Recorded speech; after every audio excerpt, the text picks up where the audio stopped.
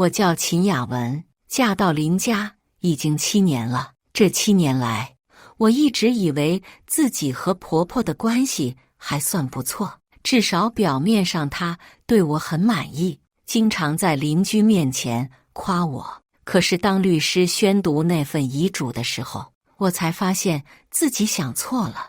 800万的家产全部给了小姑子林美玲，给我丈夫留了一套老房子和10万块钱，而给我的只有666元。我当时没有生气，反而觉得这个数字挺有意思的。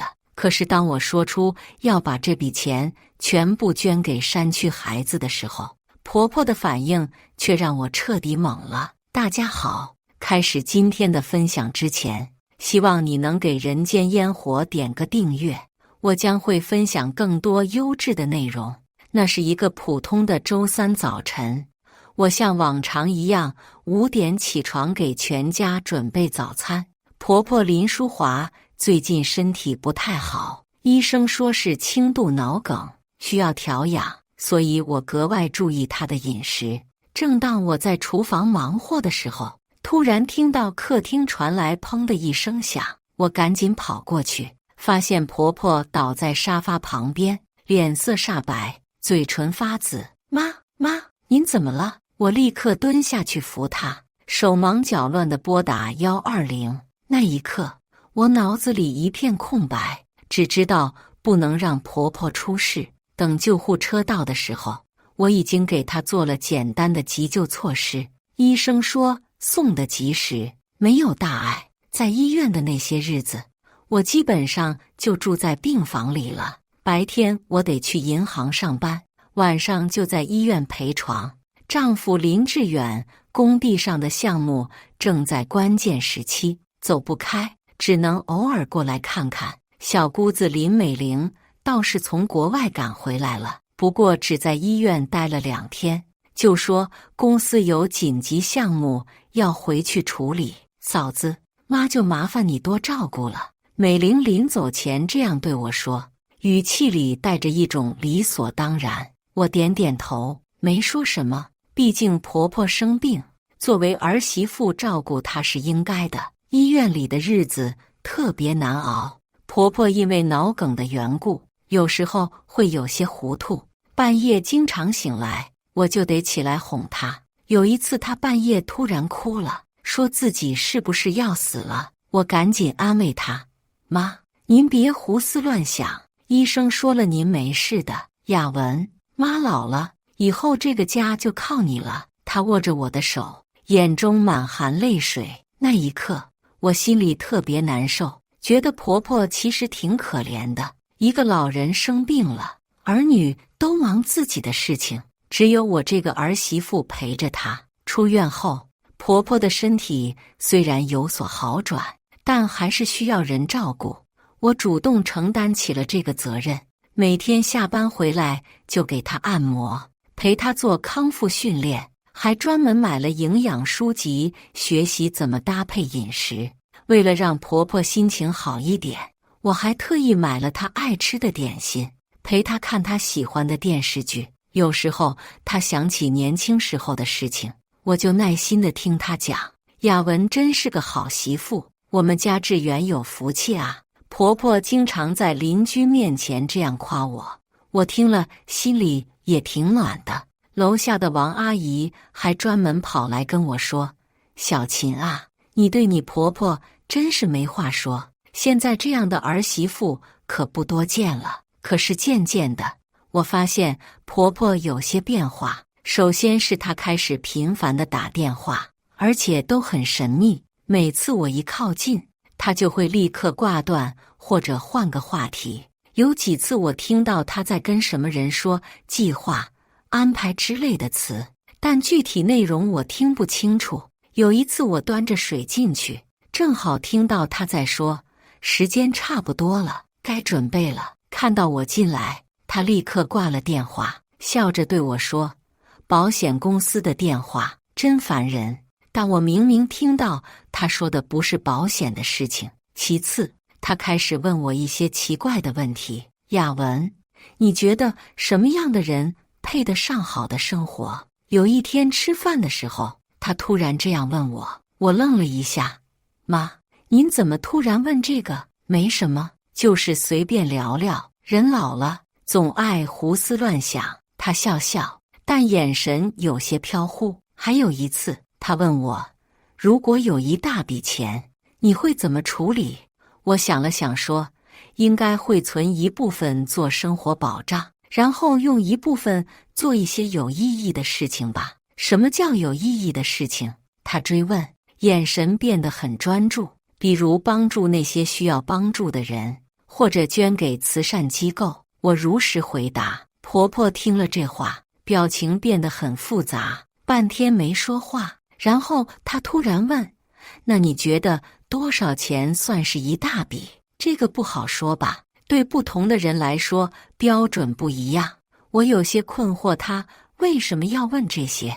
那如果是几百块钱呢？她继续问。几百块钱？我笑了，那算不上一大笔吧，不过对有些人来说也很重要了。婆婆点点头，若有所思。最让我觉得奇怪的是，她开始翻看我的银行流水记录，说是要帮忙整理家庭财务，但我总觉得她别有用心。她特别仔细地看我每个月的支出情况，还会问我一些钱都花到哪里去了。雅文，你每个月都往这个账户转钱？他指着一笔转账记录问我。哦，那是我资助的一个山区孩子的生活费。我解释道。资助？他眼中闪过一丝什么。资助多长时间了？快3年了吧。那孩子叫小华，父母都去世了，跟着奶奶生活，条件很困难。每个月多少钱？他继续问。300块。我说，不多，但对他们来说能解决不少问题。婆婆点点头，没再说什么，但我注意到她的手指在桌子上敲了几下，好像在思考什么。后来我还发现她把我资助小华的银行账号抄在了一个小本子上。就在这期间，美玲又从国外回来了，这次她待的时间特别长，几乎每天都和婆婆关在房间里说话。有时候我路过门口，能听到他们在讨论什么时机、准备之类的词汇，声音很小，我听不太清楚。有一次，我刚好端着水果进去，就听到美玲说：“妈，您确定这样做不会？”看到我进来，她立刻闭上了嘴。嫂子，你来得正好，我们正在聊投资的事情呢。美玲笑着解释。妈想把一些钱做理财，问我国外有什么好的投资项目，但我总觉得他们聊的不是投资那么简单，因为我听到的词汇里还有测试、反应之类的，这些跟投资有什么关系？而且美玲回来后，经常会问我一些关于慈善的事情。嫂子，你平时喜欢做慈善吗？嫂子，你觉得什么情况下会选择把钱捐出去？嫂子，如果有人给你一笔钱，但数额很小，你会怎么处理？这些问题让我觉得莫名其妙，但他总是笑着说，就是随便聊聊。那段时间，家里的气氛变得有些微妙。婆婆虽然表面上对我还是很好，但我能感觉到她在观察我，观察我的一举一动、一言一行，就好像我是她的研究对象一样。有时候我在厨房做饭，转身就发现她站在门口看着我，看到我发现了，她就笑着说：“雅文做饭的样子真好看。”但她的眼神让我觉得不太自然。还有一次，我在客厅看电视，突然感觉有人在看我，抬头一看，婆婆正从楼梯拐角处探头看我。被我发现后，她赶紧缩回去了。丈夫志远对这些变化似乎没什么察觉，他工作太忙了，基本上早出晚归，回到家倒头就睡。我试图跟他聊过几次，但他总是说：“妈年纪大了，想法多一点很正常，你别想太多。”可是他最近的行为真的很奇怪，我试图让他重视起来，怎么奇怪了？志远一边换睡衣一边问。他总是问我一些莫名其妙的问题，还老是偷偷观察我。志远笑了，妈可能是太闲了，你多陪她聊聊天就好了。我知道跟志远说也没用，她从小就很听婆婆的话，在她心里，婆婆是不会有什么坏心思的。直到那个律师上门的日子，我才明白这一切的不寻常都是为了什么。那是个周六的下午，婆婆提前一天就告诉我们，说有重要的事情要宣布。当时我以为是她要交代什么医疗安排或者生活安排，毕竟她的身体还在恢复期。明天有个律师要来，你们都在家等着。婆婆说这话的时候，表情很严肃。律师？志远有些意外。妈，你遇到什么法律问题了吗？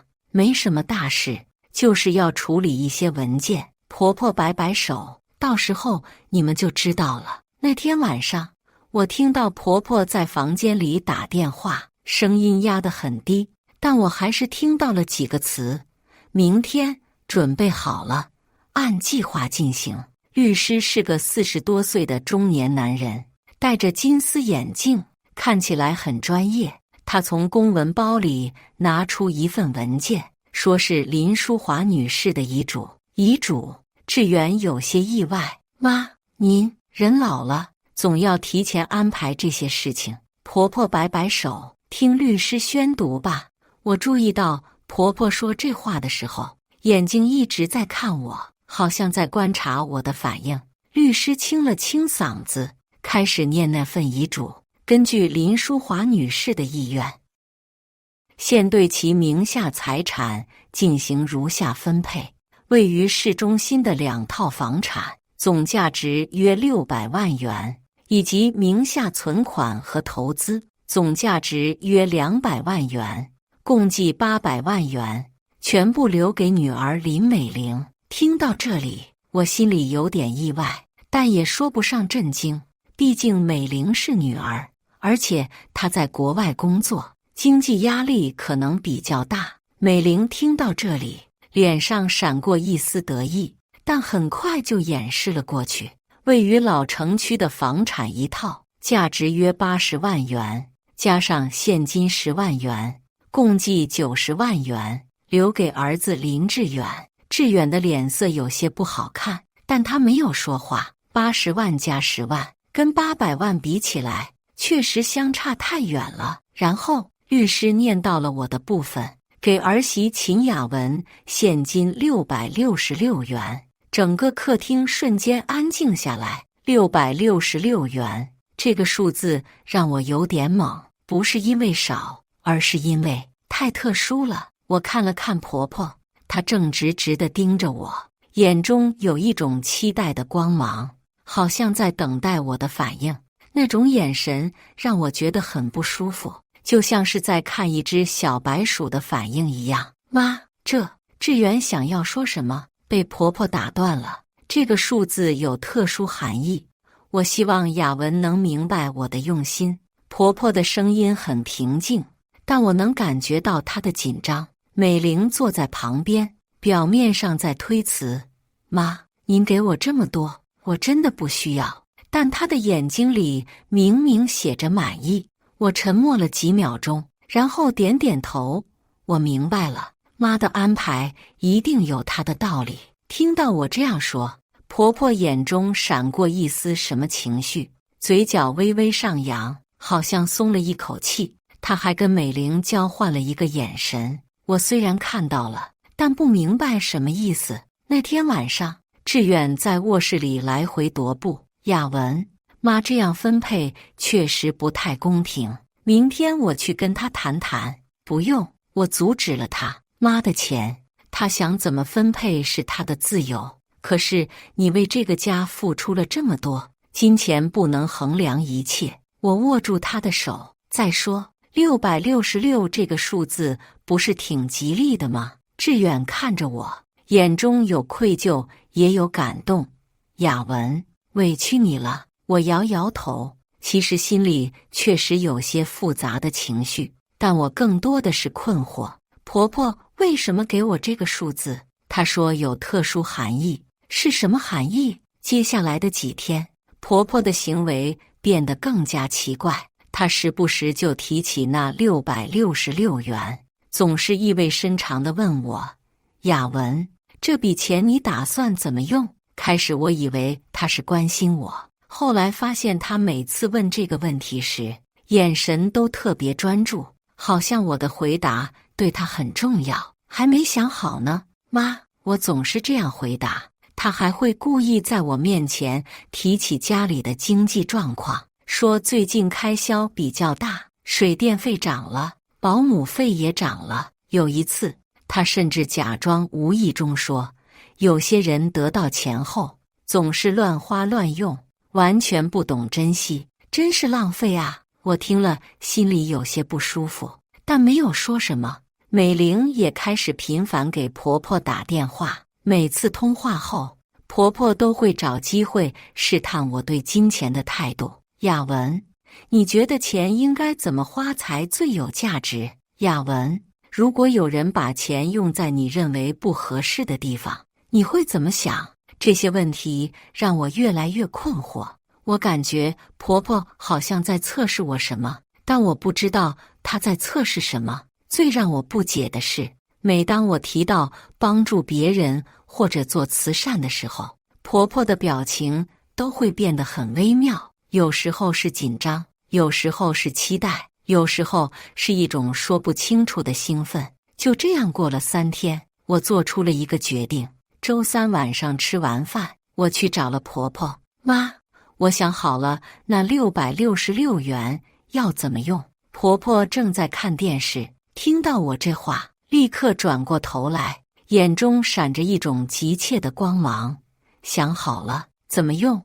我想把它捐给山区的希望小学，让它发挥最大的价值。我平静地说，我已经联系好了学校，明天就去办手续。话音刚落，婆婆手中的茶杯啪地掉在地上，摔得粉碎。她猛地站起来，脸色瞬间变得煞白，整个人都在发抖。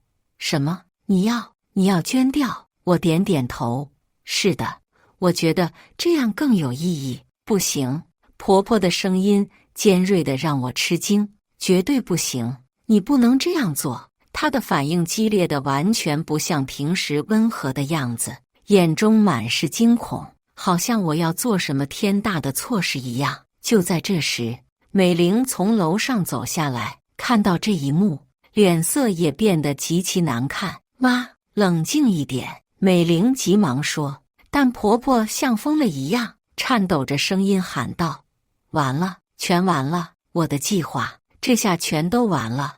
我和刚刚从外面回来的志远都愣住了。志远快步走到婆婆身边，想要扶住她，但她却一把推开了她。妈，您别激动，有什么话我们慢慢说。志远急声说道。婆婆却像没听见一样，直愣愣地盯着我，眼中满是绝望。雅文，你不能捐，这钱你必须留着。她的声音颤抖得厉害。你不知道，你根本不知道。美玲这时候也走上前来，脸色难看得可怕。她拉住婆婆的胳膊，低声说：妈，您先别说了，我们回房间谈。可是婆婆已经完全失控了，她猛地甩开美玲的手，指着我说：都是你，都是因为你要捐钱，现在我的计划全毁了。这时，客厅里的电话突然响了起来。美玲接起电话，脸色变得更加惨白，看着婆婆失控的样子，我完全不知道发生了什么。志远也愣在那里，嘴巴张了张，却说不出话来。妈，您到底在说什么计划？我试图让自己保持冷静。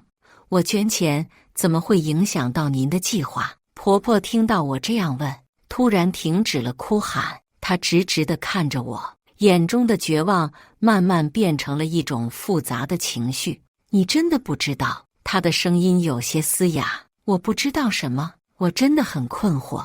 美玲这时候走上前来，她看了看婆婆，又看了看我，最后叹了一口气：嫂子，事到如今，我觉得还是告诉你真相比较好。美玲，你闭嘴！婆婆厉声制止，但美玲没有停下。妈给你666元，其实是一个测试。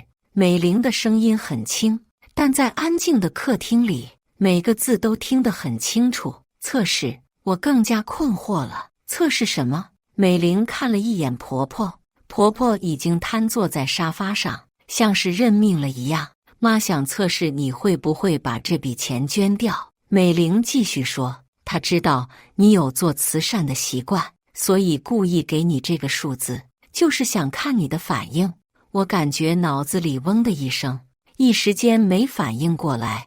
您的意思是，如果你把钱捐了，妈就有理由说你不珍惜她的心意，是个败家的儿媳妇。美玲的声音越来越小，然后她就可以以这个理由重新修改遗嘱，减少给你何志远的份额。客厅里瞬间安静的可怕，只能听到挂钟滴答滴答的声音。我觉得自己的世界突然崩塌了。所以您生病住院，我在医院陪了您那么多天，您康复后，我每天给您按摩做康复，给您买营养品，学做您爱吃的菜，这些在您眼里都不如一个所谓的测试重要。我的声音在颤抖，不是因为愤怒，而是因为心痛。婆婆终于抬起头看我，眼中有愧疚，但更多的是倔强。雅文，你不懂，财产是我一辈子的积蓄，我必须确保它落到懂得珍惜的人手里。那您觉得我不懂珍惜？我问。你要把我给你的钱捐掉，这不是不珍惜是什么？婆婆的声音又尖锐起来。志远这时候终于回过神来，他的脸色变得非常难看。妈，您怎么能这样？雅文为这个家付出了多少，您心里没数吗？我当然知道她的付出。婆婆站起来，但是照顾家人是应该的，这跟钱是两回事。那美玲为家里付出了什么？志远的声音提高了。她一年回来几次？您生病的时候，她在医院待了几天？凭什么她就能得到800万？美玲是我女儿。婆婆的回答让我心寒。原来在她心里，女儿就是女儿，儿媳妇永远是外人。妈，您这样做不觉得过分吗？志远继续质问。雅文对您这么好，您却在暗地里算计她。我没有算计，婆婆大声反驳。我只是想看看她的真心，如果她真的孝顺，就应该把这笔钱好好留着，而不是随便捐掉。我听到这里，突然笑了。是的，我笑了，虽然眼泪也同时流了下来。妈，您知道我为什么要捐这666元吗？我擦了擦眼泪，不是因为我不珍惜，而是因为我觉得这是您给我的一种祝福。666，六六大顺。我以为您是希望我把这份祝福传递给更需要的人。婆婆愣住了。我从来没想过要贪您的财产。我继续说，如果您不想给我1分钱，不给我都无所谓，但是您不应该用这种方式来试探我。雅文，婆婆的声音变得有些哽咽。您知道我这些年是怎么想的吗？我看着她，我一直觉得自己很幸运，嫁到一个这么温暖的家庭，有一个这么疼爱我的婆婆。即使您偏爱美玲，我也觉得理所当然，因为她是您的女儿。可是现在我才知道，原来您根本没有把我当成家人。在您心里，我永远是个外人，一个需要防备和试探的外人。说到这里，我实在控制不住了，眼泪大颗大颗地往下掉。志远走过来抱住我。雅文，对不起，都是我不好，我应该早点察觉到的。美玲这时候也开口了。嫂子，其实我一开始也不同意妈这样做，那你为什么不阻止？志远转头问他。美玲有些心虚。妈说，如果嫂子真的把钱捐了，就证明她不适合管理家里的财产。我当时觉得，觉得也有道理。什么道理？志远的声音很冷。你的意思是，一个善良的人反而不配拥有财产？美玲低下了头，不说话了。婆婆这时候突然站起来，走到我面前。雅文，是我错了。我抬头看她，眼中满是泪水。我不应该试探你，更不应该用这种方式。婆婆的声音很轻，我老了，总是担心这担心那，怕把钱给了不合适的人。可是您为什么觉得我不合适？我问。我这7年来哪里让您不满意了？婆婆沉默了很久，最后说，不是你不好，是我心眼太小了。您心眼小，我有些意外。是的。婆婆坐回沙发上，我一直觉得儿媳妇都是外人，早晚会和儿子离开这个家，所以我想，既然是外人，就不能把太多财产给他。可是妈，雅文已经证明了他不是外人啊。志远说，他对您的照顾比美玲做的还要多。我知道。婆婆点点头，但是我还是不放心。尤其是当我发现他经常捐款的时候，我就更担心了。您担心什么？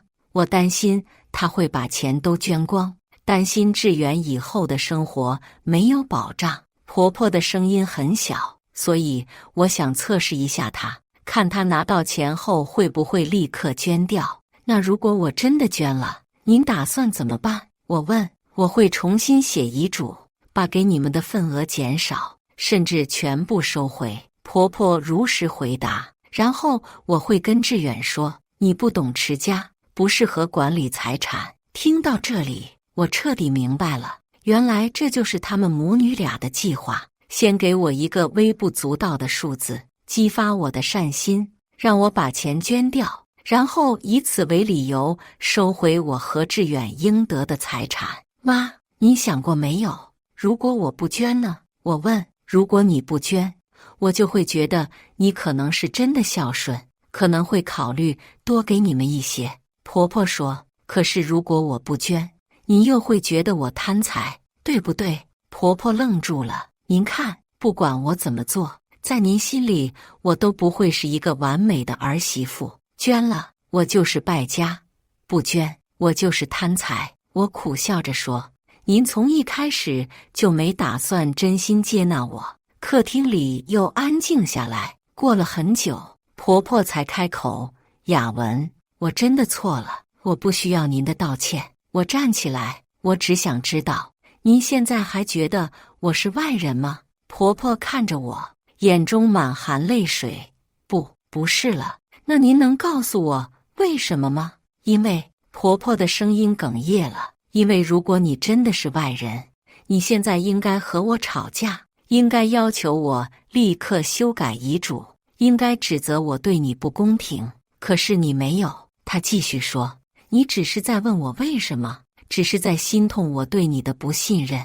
一个外人不会有这样的反应。我听了这话，心情很复杂。妈，我从嫁进这个家的第1天开始，就把自己当成了您的女儿。我说，我照顾您，不是因为责任，而是因为爱。我知道。婆婆哭了。我现在知道了。志远这时候走过来，妈，您现在知道了，那遗嘱的事，我会重新写。婆婆立刻说，我会公平分配。不用。我摇摇头，我不要您的财产。雅文，你……志远有些急。我是真的不要。我看着婆婆，但我有一个要求。你说。婆婆赶紧说，我要您把那666元给我，我还是要捐掉它。婆婆愣住了。